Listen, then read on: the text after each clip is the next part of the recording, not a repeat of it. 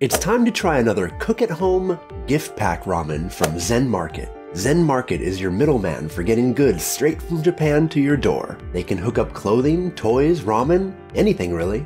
Let's go!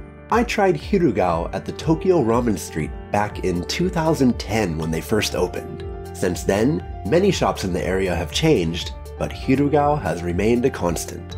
They make a simple shio ramen, probably the most underlooked style in Japan. The directions are simple. Dilute the soup in hot water and cook the noodles for about 2 minutes. Add toppings as you like. They suggest chashu, menma, and sliced green onion. Me?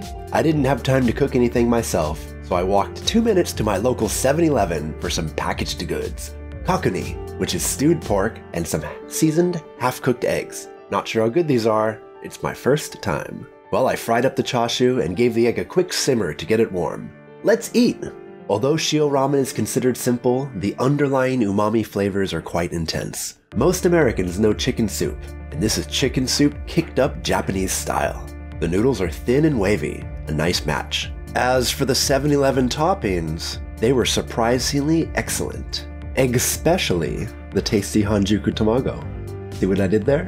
Thanks again to Zen Market for hooking me up with this box of ramen. Check the description for a link to this one, as well as the general ramen shop. If you try it, please tag Ramen Adventures and let me know what you think. Hey, and Zen Market also hooked me up with their monthly Zen Pop box. These Zen Pop boxes have all different choices. I got the ramen and sweets mix. Let's check out what I got today. Oh my gosh! It's so much amazing stuff! Ramen and snacks. Alright, I gotta go on a trip. I think I'm gonna eat this on the train. I am out of here.